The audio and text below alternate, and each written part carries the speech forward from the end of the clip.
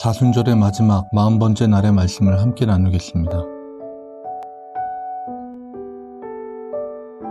마가복음 15장 42절로 47절의 말씀을 현대인의 성경으로 읽어드리겠습니다. 그날은 안식일 전날, 곧 안식일을 준비하는 금요일이었다. 그래서 날이 저물자 아리마대 사람 요셉은 용감하게 빌라도를 찾아가서 예수님의 시체를 요구하였다. 그는 덕망 높은 의회의 의원이며 하나님의 나라를 기다리는 사람이었다. 빌라도는 예수님이 벌써 죽었을까 하고 미심쩍어서 장교를 불러 알아본 후에 요셉에게 시체를 내어주었다. 요셉은 예수님의 시체를 내린 후 준비한 고운 모시천으로 싸서 바위를 쪼아내어 만든 무덤에 넣고 큰 돌을 굴려 입구를 막았다. 이때 막달라 마리아와 요새의 어머니 마리아는 예수님의 시체를 넣어둔 곳을 지켜보고 있었다. 아멘. 사람은 어찌할 수 없는 죽음 앞에 말을 잃습니다. 나이가 들어서 노쇠함으로 인한 죽음 앞에서도 사람들은 할 말을 잃는데 사고나 사건으로 인한 죽음 앞에서는 더더욱 입을 다물 수밖에 없습니다. 예수님의 죽음 앞에 제자들은 어땠을까요? 함께 묵상을 나누는 책의 저자인 톰 라이트는 이렇게 이야기합니다. 시원한 생수 한 잔을 기다리다가 물컵을 입에 대려는데 흙투성이 바닥에 내동댕이 쳐진 상황과 같고, 전쟁에 나간 남편을 기다리고 있는데 남편이 집으로 돌아오는 길에 교통사고를 당한 것과 같고, 힘든 하루를 보내고 집에 돌아온 아이가 부모님이 도망가고 낯선 이들이 집에서 행패를 부리고 있는 상황을 마주하는 것과 같다고 말합니다. 그들에게 미래는 없다고 말할 수준이 아니라 미래가 공포로 가득 차 있다는 느낌이 밀려왔습니다.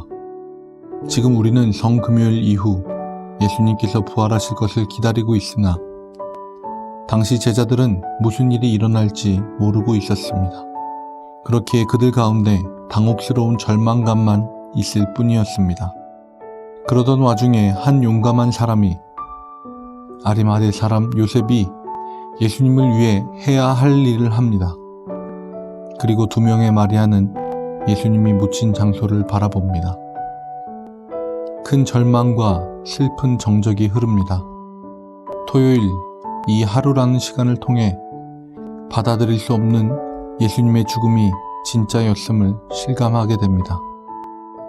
성금요일이 점토같이 말랑말랑한 우리 삶에 십자가의 각인을 찍은 사건이었다면, 오늘 사순절의 마지막 토요일은 그 점토가 굳어지는 시간입니다.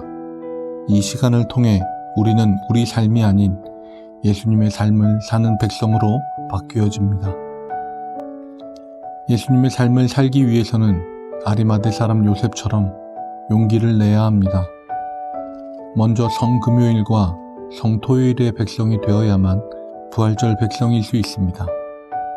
무거운 절망과 침묵의 시간을 견뎌낼 수 있어야만 합니다.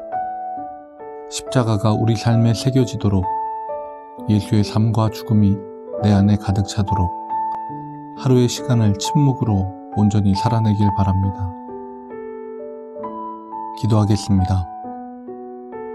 예수님이 죽으셨습니다. 그 죽음이 내 안에, 내 삶에 새겨지도록 무거운 절망을 견뎌내는 하루가 되게 하옵소서. 예수님의 이름으로 기도합니다. 아멘.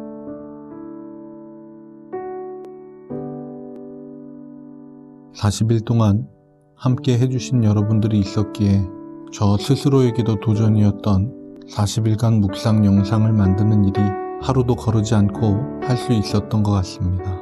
그 어느 때보다 가장 힘들고 가장 우울했던 사순절인 것 같습니다. 그럼에도 예수님은 부활하십니다. 그 부활의 기쁨을 우리가 함께 누리기 원합니다. 주님의 평화가 함께하길 기도합니다. 평화.